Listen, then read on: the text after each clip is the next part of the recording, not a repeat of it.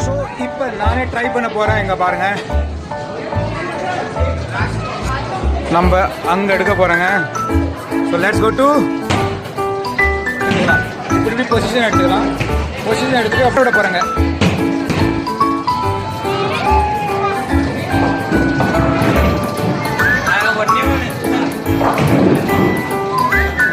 ஒன்று மட்டும் நின்றுச்சு. வாவ்.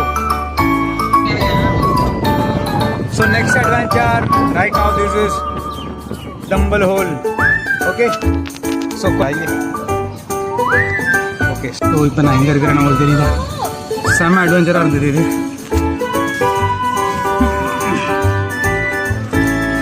இங்கே பாருங்க,